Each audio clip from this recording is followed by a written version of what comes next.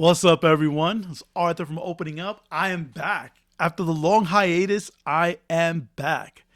Sorry I've been gone for a little bit. I've had to deal with, work has been kind of crazy. Got to pay the bills, and I had to deal with that. That's finally settling down, so I'm back to doing what I love to do, and that's being on here and talking with you. While I'm also going to be opening up a box of Topps Chrome 2025 baseball cards with one autograph at a minimum inside, as well as a 2023 baseball box of the Inception cards. I'm actually going to open this right now before we start talking. I'm going to switch it up a little bit. Using my wife's little Cricut tool here. Makes it easy to open up. Bloop, do a little swipe. Oh, hopefully I don't break the card.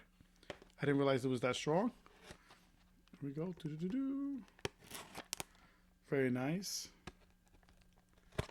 Doo-doo-doo. All right, let's see. Haha. Just opening it up. There we go. Topps Inception 2023. All right. Here we go. I know everyone has a video when they look this way. I got to figure out that technology. I will eventually. But in the meantime, I'm going to do it the old-fashioned, well, I don't know if it's the old-fashioned way, but I'm going to do it my way. Here we go. Boom. First card up. As I break the card, Mike Trout. Next up, Cade Cavelli. Shane Bieber. All right, and then we have a 88 out of 99 Miguel Vargas signed rookie card. Brian Buxton. 81 out of 99 Brian Bello. Boston Red Sox. And Jordan Walker rookie card. All right, so nice. Miguel Vargas autograph rookie card. Very nice. Nice hit. Nice way to come back. Nice start. Woo. So, how's everybody doing? I don't really have a topic today. Just wanted to just say hi and come back and talk about, I guess, what's gone on the last few months. Last we talked, told you I found out I had diabetes. 30 pounds down now. And due to a variety of things, which is good. I'm finally under 300 for the first time in a while. I owe it a lot to some of the different changes I made in my life. One of it was my diet. I kind of stopped with the sodas, just taking more healthier options, eating more vegetables, trying to eat less carbs. I spoke before, I do Pilates, and I'm doing Pilates twice a week, so that's been very helpful, keeping me limber. Another thing I introduced was yoga. And let me tell you, one, yoga's no joke. It's not easy. Two, though, it's probably one of the best things I ever incorporated into my life. Special shout out to Kelly. You're awesome. She's the one that I do yoga sessions with. She made me realize that yoga is not just about the physical aspect of it, but it's also the mental and the emotional side of it. I didn't realize how much of an effect it was going to have on me. For me, a lot of times, how my mind works, it races. There's so many different thoughts going into my head. It's one of the reasons why I speak very fast, because my brain is actually running even faster.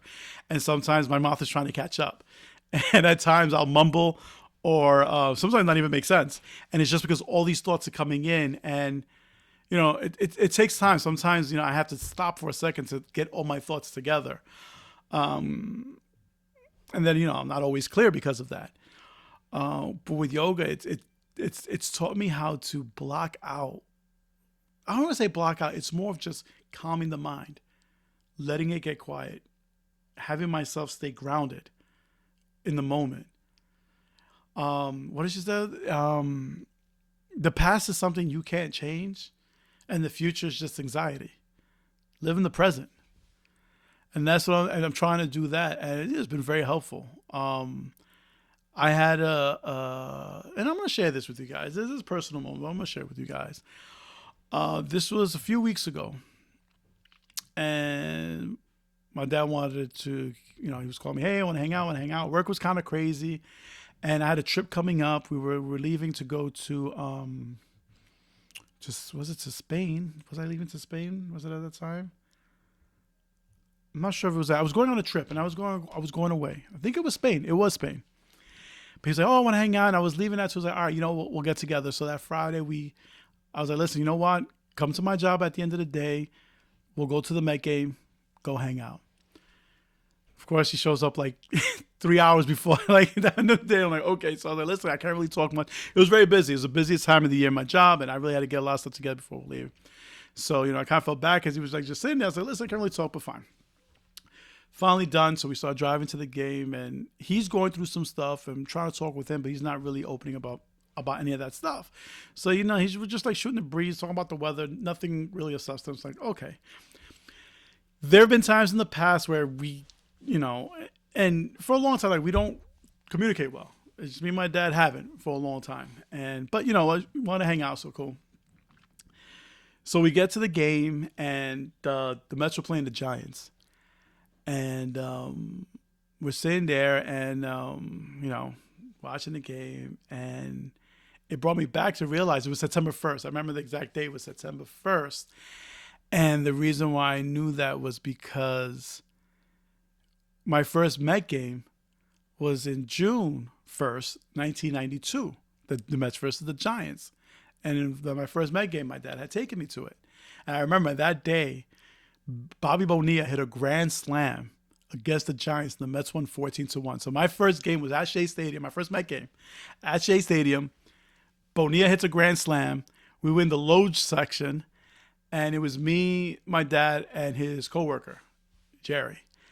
And it was pretty cool. It was an awesome experience. So we're at the game, and I was like, Dad, it was crazy is that 23 years ago and 2 months, you took me to my first Met game, and it was also against the Giants. How crazy is that?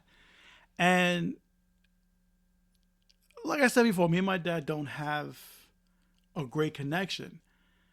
But this was something like, I'm not very feely with him, just never have been. But there's a moment where I was like opening up, like, wow, this is a cool moment. And his response was, yeah, tickets were a lot cheaper back then. And then my heart just broke for a variety of reasons. This is a man I haven't really been able to connect with. And this was a moment where it's like, for my life, it was pivotal because it was first time I went to a Met game, and I found him for the Mets, as you can see. And that's all he could respond with. And listen, I know some people don't have, the emotional IQ, and I understand that. But I've also talked to this man before, and when he talks about other things, I've seen him display that. So that's when I realized, like, there's just no connection there. And it brought me to an even bigger fact that at that moment, I felt like I'm an orphan. My mom passed away, 7 years ago, this November. And my mom was someone I could talk to, I can call, could talk to about anything. And with my dad, it's just there's not a relationship. And it's tough. And at that moment, I realized it. Like, there's no relationship here. He calls me when he needs something. And it sucks. I haven't spoken to him since because I don't know how to have that conversation. I don't know how to have that conversation that, hey, we don't talk. We don't.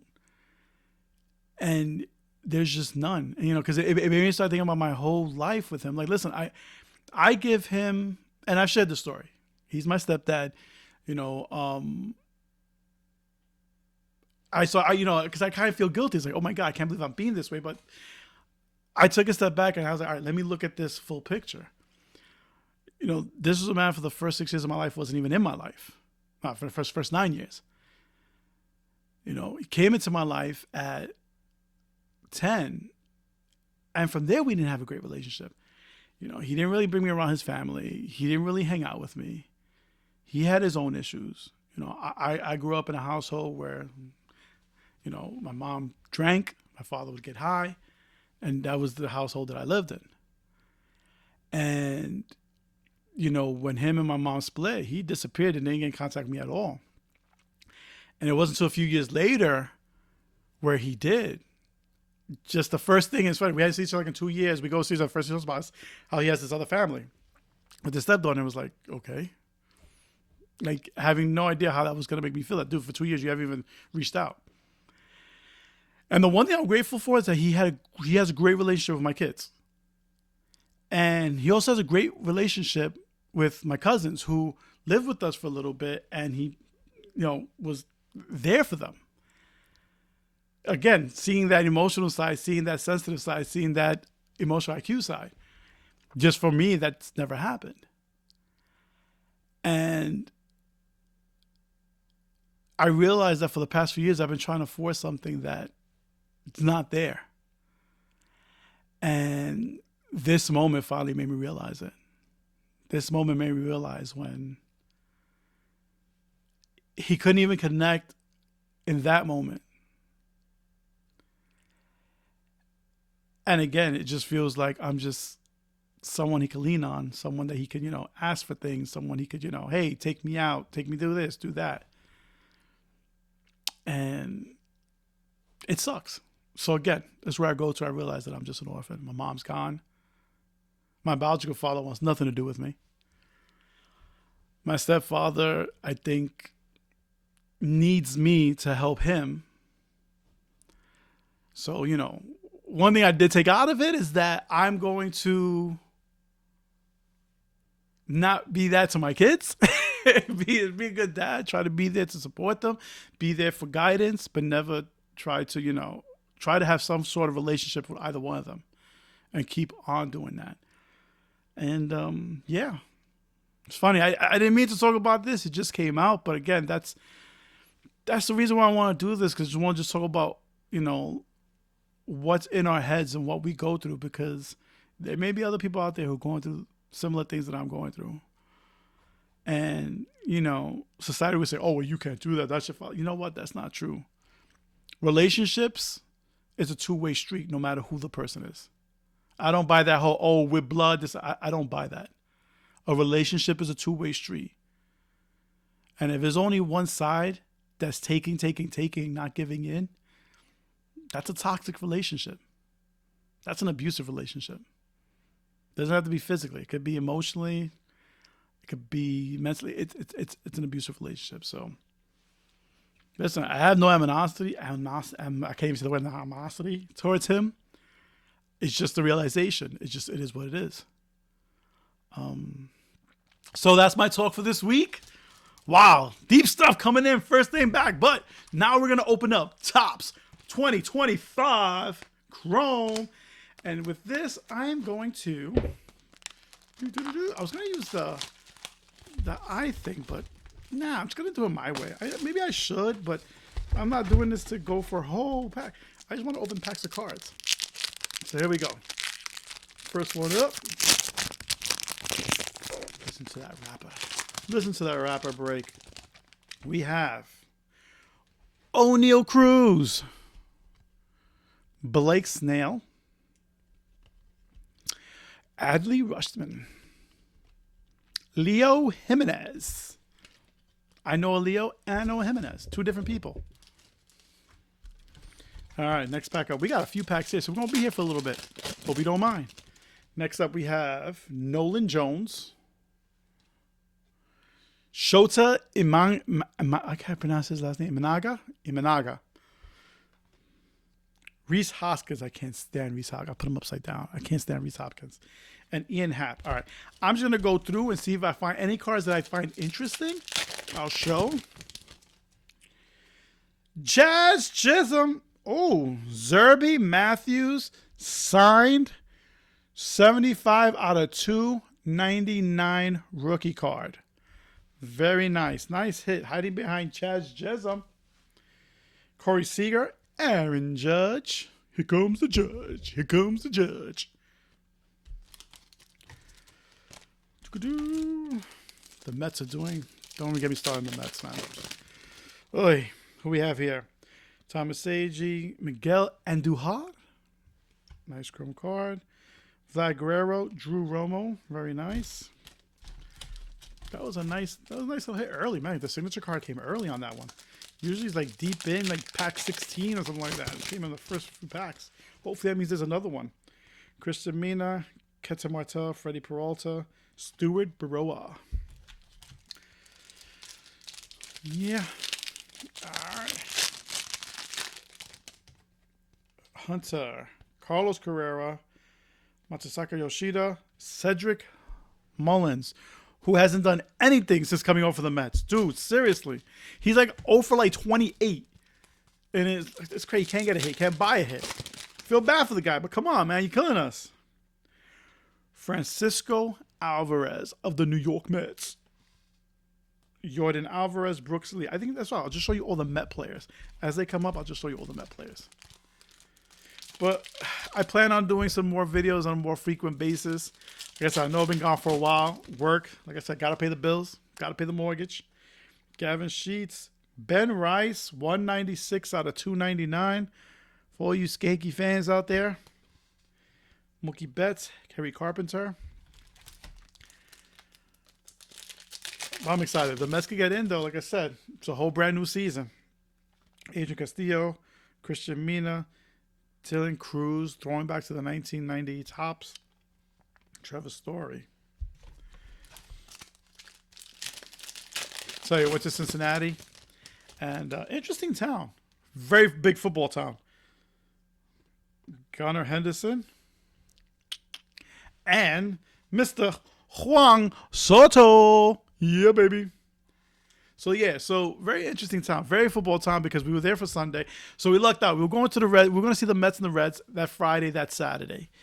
And we were going to fly back Sunday morning first thing because there weren't many flights going from New York from Cincinnati to New York. And I usually like to fly into JFK. But the flights were like ridiculously expensive. And I was using points for this. So we ended up flying into LaGuardia. And the earliest flight was the cheapest one. So we went with that. So Saturday, Jonah Tong was pitching. I'm a big Jonah Tong fan. And you can't get a baseball in New York. You just can't get one. So we're there, and I'm like, all right, you know what? Usually if you go on the road and you go to the game, around the 6th, 7th inning, they put some game balls out. So you can go ahead and grab some. Now in Citi Field, the balls are ridiculously expensive. We're talking about like 100, 200, 250 a pop. It's insane. But when you go to like these other towns, like in this case Cincinnati, the balls are like 30, 40 bucks.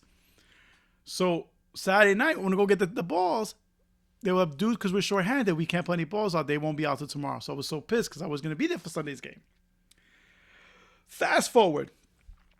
So we have an 8 o'clock flight, and my wife has this thing that she likes to be there 2 hours early. So like, all right, we're going to leave at 5. We're going to wake up at 4:30, leave by 5:30, so we could drive there, get there by 6. We're good for our flight at 8. 4:30 in the morning, we're half asleep. We check the phone. The flight was delayed 3 hours. So I was like, crap, we got up, we getting all this, and then for nothing. But then it gave me an idea, wait a minute. The flight's delayed, which means I could change my ticket for free. Ending up changing it to a 6 o'clock flight going to JFK, so I got to go to the airport that I want to. And I got to go to the Mets-Reds game, got to see Sproat's first start ever, and I was able to pick up 4 game-used Jonah Tong balls. It was a very good day, except that the Mets lost because Marte hit into a double play to end the game, which sucked. Luis de los Santos from the Mets. So, outside of the Mets losing, everything else was great. It was awesome. I got the balls. I got 4 game-used signed ball, and hopefully Jonah Tong does a signing, and I could get them signed. Because that would be awesome if I could get him to sign those balls. Add to my collection. I'm a big, big, big Jonah Tong fan. My wife is not feeling him as much. She doesn't think he's going to be as good. I think he may be the best of the bunch. McClain is nasty. But Tong has got some filthy stuff, man. I think he's going to be great. All right, let's see. I haven't got any other hits since. I'm going through. If I get a nice one, I'll show it to you. But right now, just the regular standard card set. Miguel Andujar, J.J. Bedley, The Martian, Jason Dominguez. Oh, got Zerby Matthews regular card. But yeah, it was cool. Listen, I knocked Cincinnati off the list. So now that's 17. And I only have 13 more stadiums to go. Well, actually 12, because Citi Field's gonna be the last one I do. Or when the Mets in the World Series, I'm gonna do the stamp then. Oh, let me give you the backstory. I have a passport book, so every stadium that I go to, they stamp it. So we've been to 17 stadiums, but actually we've been to 18 because we've been to Citi Field also. I just haven't done Citi Field yet because I'm going to do either the last one or they go to the World Series. So whichever comes first. Here you go. Gunnar Henderson, 15. Very nice. The goal is next year going to Texas, going to Arlington to go see Chip and Joe and go see the Rangers. Chip and Joe's from the Fixer Upper and go see the Rangers. The Mets play the Rangers. So that's the goal for next year, as well as going to see the White Sox. We'll see, because, life happens. Jaron Duran, Shohei Ohtani. Shohei. Justin Verlander. All right, I'm down to the final 3 packs. And then it'll be off to sleep. Off to La La Land. It's such a good feeling to know you're alive. Is such a happy, good feeling. Oh, I massacred the song. Just to have a feeling today. Sean Manaea, 2 of 99. Dude, you got rocked today, man. I would have been much more excited if I didn't see you get rocked earlier today. And then the final card. So I got some nice refractors. I got a signed rookie card. And here's the last pack.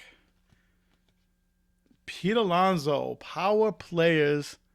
There you go. Nice way to end the stack. Oh, and the last card was Roki Sasaki. He was on the cover of the box.